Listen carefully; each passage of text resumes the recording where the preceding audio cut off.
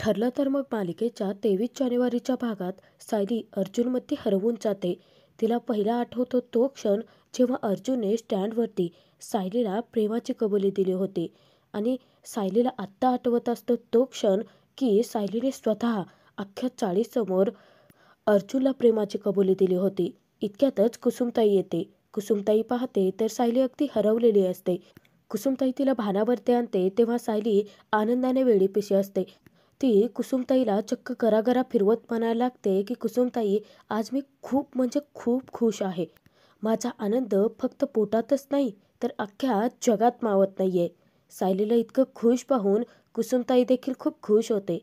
तेव्हा सायली म्हणते की मी अर्जुन सरांना प्रेमाची कबुली द्यायचं किती स्वप्न रंगवली होती. त्यांना कसं सांगेन, कुठे सांगेन काहीच माहिती नव्हतं. परंतु आज बघ ना कुसुमताई, अगदी नकळतपणे मी त्यांना प्रेमाची कबुली देऊनही टाकले. कुसुमताई, आपण जे काही ठरवतो ते कधी घडत नाही. परंतु जे काही ठरवलं नव्हतं ते जर अचानकपणे घडलं तर तो अख्खा दिवस सोन्याचा होऊन जातो. सायली कुसुमला म्हणते की मी हा दिवस कधीच नाही विसरणार आणि पेन घेऊन ती पटकन कॅलेंडरमध्ये त्या तारखेला सर्कल करते. सायलीला खुश पाहून कुसुमताई देखील खूप खुश असते. इकडे चैतन्य अर्जुनला त्याच्या बेडरूममध्ये घेऊन येतो. अर्जुनला झालेल्या जखमांचा त्याला त्रासही होत असतो.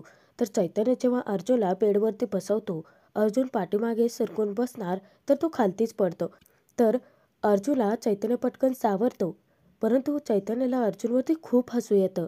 तो म्हणतो की बायको आय लव्ह यू म्हणाली म्हणून काही हाडं दुखायची थांबत नाहीत बरं का अर्जुन. तर अर्जुन खूप खुश असतो. खरं तर त्याला आनंद या गोष्टीचा असतो की सायलीने त्याला प्रेमाची कबुली दिली. अर्जुन म्हणतो की या जखमांवर माझ्या बायकोने प्रेमाने फुंकर मारले आहे. या जखमा आयुष्यभर अशाच जरी राहिल्या ना तरी काही होत नाही. अर्जुनचं बोलणं ऐकून चैतन्य डोक्यालाच हात लावतो. त्यानंतर अर्जुन उशी घेऊन आपल्या उराशी बाळगतो आणि अगदी सायलीमध्ये हरवून जातो. त्याला आठवतो तो क्षण जेव्हा अख्ख्या चाळीसमोर सायलीने प्रेमाची कबुली दिली होती. अर्जुनला घट्ट मिठी मारली होती. त्यानंतर त्याला आठवतो तो क्षण जेव्हा अर्जुनच्या जखमांवरती सायलीने मलम लावलं होतं. तो अगदी सायलीमध्ये पूर्ण वेडा झालेला असतो. तो चैतन्याला विचारतो की मिसेस सायली देखील मला असंच मिस करत असतील ना. तेव्हा चैतन्य म्हणतो की मी ना एक काम करतो, तुला पेन किलर देतो, मग तुला शांत झोप लागेल. अर्जुन त्याला थांबवतो. नाही नाही, मी ना आता मिसेस सायलींना फोन करतो, त्या नक्कीच मला मिस करत असतील. चैतन्य म्हणतो की अरे, आत्ता 1 तास तर भेटून झालाय आणि तुला लगेच सायली वहिनीला फोन करायचा आहे. तेव्हा अर्जुन म्हणतो की 1च तास झालाय, परंतु मला तर वाटतं की 1 वर्ष झालं आहे. नाही नाही, मी ना मिसेस सायलींना फोन करतोच, असं म्हणत अर्जुन आपला फोन शोधायला लागतो. तेव्हा चैतन्य त्याला आठवण करून देतो की सायली वहिनीचा फोन ना मधुभाऊ नावाच्या सेफ्टी बॉक्समध्ये आहे. तेव्हा कुठे अर्जुनच्या डोक्यात प्रकाश पडतो. तर अर्जुनच्या लक्षात येतं की सायलीचा फोन जरी मधुभाऊंकडे असला तरी कुसुमताई आहे ना. तेव्हा चैतन्य म्हणतो की एक एक मिनिट, तू फोन करू नकोस. जर तू फोन केला आणि जर मधुभाऊंनी पाहिलं तर, त्यापेक्षा ना मी कुसुमताईला फोन करतो, म्हणजे रिस्क कमी. तेव्हा चैतन्य लगोलग कुसुमला फोन लावतो. परंतु अर्जुनला धीरच धरवत नसतो. तो विचारतो की लागला का. तेव्हा चैतन्य म्हणतो की अरे हो, लावतोय ना मी. तर त्यानंतर अर्जुन विचारतो की रिंग जाते. तर चैतन्य म्हणतो की अरे हो अर्जुन, थांब ना. तर चैतन्याला अर्जुन विचारतो की लागला असेल, दे ना बोलू दे ना. तेव्हा चैतन्याला आता अर्जुनवरती हसू येतं. तो म्हणतो की अर्जुन, अरे लागल्यानंतर मी काय तुला सांगणार नाही आहे का. परंतु अर्जुनला धीरच धरवत नसतो. कधी एकदा तो सायलीशी मनमोकळेपणाने गप्पा मारतोय असं त्याला झालेलं असतं. तर चैतन्याने कॉल केल्यानंतर कुसुमताई फोन रिसीव्ह करते आणि ती सायलीला म्हणते की अगं बघ, तुझ्या यांना तुझ्याशिवाय करमतच नाही आहे. चैतन्य सरांचा फोन आहे, नक्कीच तुझ्या यांना बोलायचं असेल. तेव्हा सायली अगदी लाजून सुरू होते. तर कुसुमताई फोन उचलते. तेव्हा अर्जुन चैतन्याला बोलूच देत नाही. अर्जुन पटकन त्याच्या हातून फोन काढून घेतो आणि तो म्हणतो की कुसुमताई मी बोलतोय, सगळे ठीक आहेत ना. तेव्हा कुसुमताई मुद्दाम अर्जुनची मस्करी करते. ती म्हणते की हो, सगळे ठीक आहेत ना. मी, मधुभाऊ, शेजारच्या शेवाळे काकू, गजोदरांना, पानटपरीवरचा मुन्ना सगळे ठीक आहेत. कुसुमने सायलीचं नाव सोडून इतर सगळ्यांची नावं घेतलेली असतात. आता सायलीला देखील धीर धरवत नाही. तिला कधी एकदा अर्जुनशी बोलते असं झालेलं असतं. सायली मुद्दाम कुसुमच्या शेजारी उभी राहून अर्जुनचं बोलणं ऐकण्याचा प्रयत्न करत असते. तर कुसुमताई मुद्दाम तिला छळायलाच लागते. ती काही केल्या सायलीला फोनच देत नसते. तर अर्जुन म्हणतो की तसं नाही, म्हणजे मिसेस सायली कशा आहेत. तेव्हा कुसुमताई म्हणते की हां, मुद्द्यावरती यायला खूप जास्त उशीर लावता तुम्ही. म्हणजे काय शाळेच्या अभ्यासक्रमामध्ये तुम्हाला हा विषय होता का? परंतु काहीही म्हणा, तुमची बायको वाघीण आहे बरं का. गप्प बसली तर असं वाटतं की किती शांत आहे. परंतु एकदा का टरकाळी फोडली की अख्ख्या जंगलाला ऐकू जातं. तेव्हा अर्जुन सायलीचं कौतुक करत म्हणतो की अशीच आहे माझी बायको. तर कुसुमताई मुद्दामच म्हणते, अर्जुनची गंमत करते. आता झाली ना चौकशी करू? चला मी फोन ठेवते. तेव्हा सायली म्हणते की काय गं कुसुमताई, मला बोलायचं आहे त्यांना. दे ना गं फोन. आता अर्जुनही कुसुमला फोन ठेवू देत नसतो. अर्जुन मुद्दाम कुसुमकडे सायलीची चौकशी करतो. तो विचारतो की त्या जेवल्यात का? तेव्हा कुसुम खोटं सांगते की हो, केव्हाच. अर्जुन विचारतो की मग झोपल्यात का त्या? तेव्हा कुसुम अर्जुनची गंमत करत म्हणते की नाही नाही, ती आजच्या दिवशी कशी झोपेल? अर्जुन आता घाबरून विचारतो की का? का झोपणार नाही आहेत त्या? तेव्हा कुसुम म्हणते, आजचा दिवस तिला झोपच नाही लागणार. तळमळते आहे ना ती. अर्जुन आता त्याचा वेगळाच अर्थ काढतो. आता तो बिचारा विचारतो काळजीने की का? त्यांना एवढं रेस्टलेस का वाटतंय? मी ना एक काम करतो, मी पटकन चैतन्याला घेऊन तिकडेच येतो. चल चल चैतन्य, असं म्हणत अर्जुन काही गडबड करायला लागतो. चैतन्य त्याला बजावतो की अजिबात कुठे उठायचं नाही, बस तिथे गपचूप. चैतन्याच्या धाकाने अर्जुन अगदी मांजरासारखं गप्प होतं. कुसुम च अर्जुनला समजावते की अहो तसं नाही आहे हो, म्हणजे ना तिचा जीव जातोय. कधी एकदा तुम्हाला बोलते असं झालंय तिला. घ्या तुमच्या तिच्याशी बोला. तेव्हा सायली खूप खुश होते. सायली कुसुमच्या हातून फोन घेते आणि अर्जुनची चौकशी करते. ज्यावेळेस अर्जुन सायलीचा आवाज ऐकतो तर त्याचे कान अगदी तृप्त होतात. सायली अर्जुनला विचारते की तुम्ही कसे आहात? जखमांवरती औषध लावलंय ना? जास्त दुखत तर नाही आहे ना? अर्जुन अगदी सायलीमध्ये हरवून गेलेला असतो.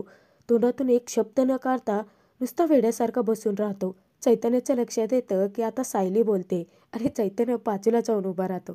अर्जुन म्हणतो की बरं वाटतंय. तुम्ही स्वतःच तर जखमांवरती औषध लावलं ना? प्रेमाने फुंकरही घातली. तुम्ही कशा आहात? तेव्हा सायली म्हणते की धडधडतंय. अर्जुन विचारतो की का? आज काही स्पेशल घडलंय का? तेव्हा सायली अगदी लाजत असते. अर्जुन सायलीला मुद्दामच विचारतो की का धडधडतंय? सांगा ना मिसेस सायली. तेव्हा सायली म्हणते की कुसुमताई इथेच आहे. तेव्हा कुसुम तिच्यावरती खेकसते की ए बाई, मी काहीही ऐकत नाही तुझं बोलणं. माझे कानावरती हात आहेत. तेव्हा अर्जुनला हसू येतं. अर्जुन पुन्हा विचारतो की सांगा ना मिसेस सायली, का धडधडतंय?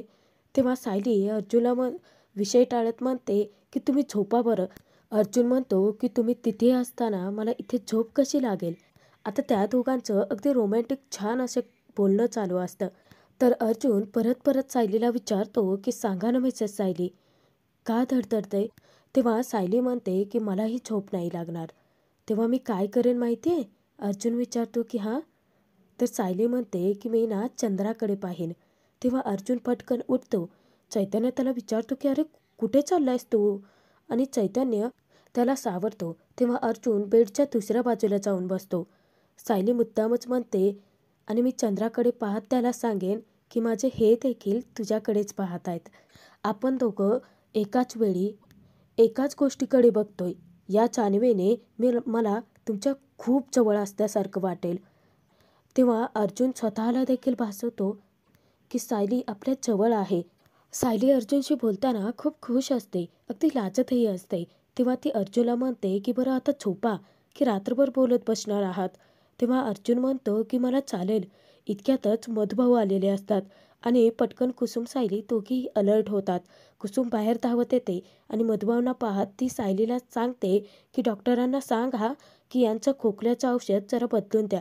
तेव्हा सायली कुसुमने अर्जुनचा आता डॉक्टरच केलेला असतो. तर सायली म्हणते की हो हो डॉक्टर, मधुभाऊ येऊन उद्या औषध घेऊन जातील. तेव्हा अर्जुन विचारतो की डॉक्टर, म्हणजे तिथे मधुभाऊ आहेत का? तेव्हा सायली अगदी इशाऱ्यातच सांगते की हो हो. अर्जुन म्हणतो की ठीक आहे, मग काय, आता गुड नाईट. अर्जुनला अगदी रात्रभर जरी सायलीशी तो बोलत बसला तरी काही हरकत नसते.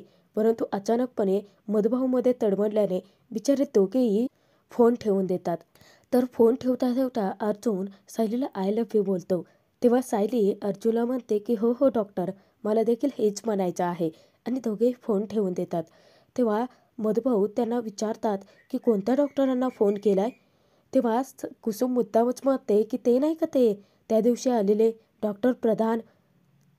तर मधुभाऊ चिडतात आणि म्हणतात की कोणत्याही डॉक्टरकडे उद्या अजिबात जायचं नाही आहे आणि मला कसलीही औषधं घ्यायची नाही आहेत. तेव्हा कुसुम म्हणते की हो हो, अगदी तुम्ही म्हणाल तसं मधुभाऊ, आणि सायलीजवळ जाऊन ती मुद्दामच तिला चिडवत म्हणते की डॉक्टर ना मधुभाऊ खूप चांगले आहेत मनाने. तेव्हा सायली अगदी मान खालती घालून हसत असते, लाजत असते. परंतु अर्जुनशी बोलून सायलीला खूप बरं वाटतं. इकडे चैतन्य अर्जुनला चकित होऊन विचारतो की ठेवला फोन, ठेवूनही दिला? अरे मला तर वाटलं तुम्ही रात्रभर गप्पा मारत बसाल, मी फोन ठेवूनच जाणार होतो. तेव्हा चैतन्याला अर्जुन त्याचा फोन देतो.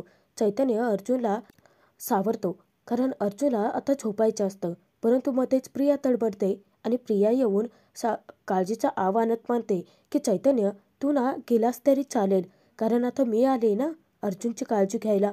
आणि जबरदस्ती तिथे प्रिया अर्जुनला हळदीचं दूध प्यायला सांगत असते.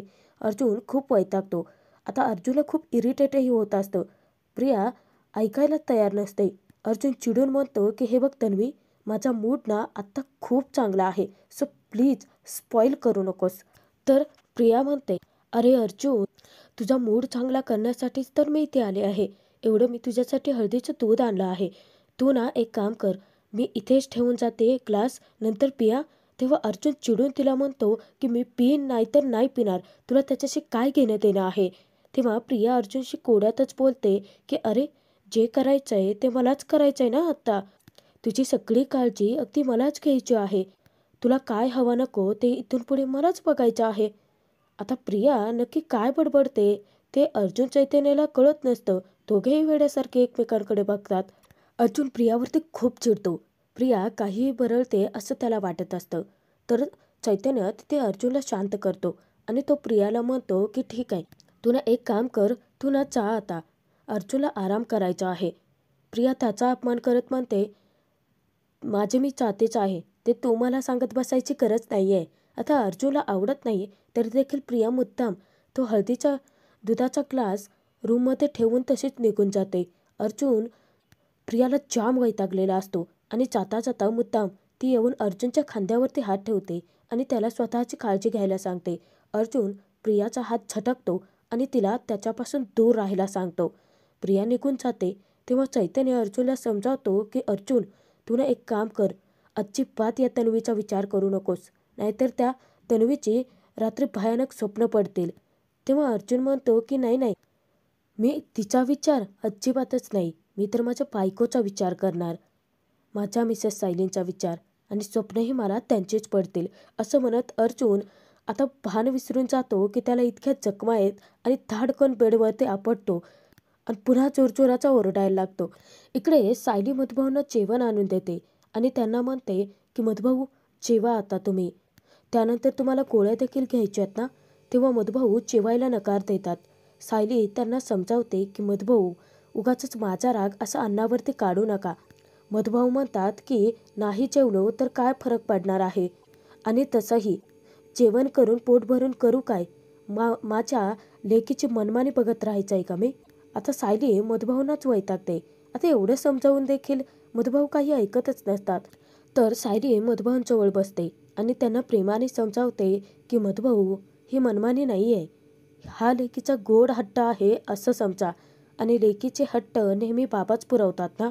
तेव्हा मधुभाऊ सायलीचा हात झटकतात आणि तुला दूर ढकलत म्हणतात की असं मूर्खासारखं बोलायला काहीच वाटत नाही का तुम्हाला. तुला हवं तसं वागायचं आणि तुला वाटतं की तुझे हे असले हट्ट मी पुरवायचेत. तेव्हा सायली मधुभाऊंना विचारते की मधुभाऊ, मी असं काय चुकीचं वागले तेच तुम्ही मला सांगा. मी आज पहिल्यांदा माझ्या नवऱ्यासमोर त्याच्यावरच्या प्रेमाची कबुली दिली आहे, आणि आता तर आमचं नातं आणखीन घट्ट होणार आहे. आम्हाला फक्त आता तुमच्या आशीर्वादांची गरज आहे. रागाच्या भरामध्ये मधुभाऊ उठतात आणि सायलीला म्हणतात, तू ना इथून पुढे मला काही विचारूच नकोस आणि मी काही तुला सांगणारच नाही. तेव्हा सायली वैतागून म्हणते की प्रत्येक वेळेला असं टोक गाठणं बरोबरच आहे का मधुभाऊ? चिडलेले मधुभाऊ म्हणतात की टोक मी गाठतोय की तू गाठतेस? तुला ना काय करायचंय ते कर, मला काही विचारूच नकोस, असं म्हणत मधुभाऊ रागाने तेथून निघूनच चाललेले असतात.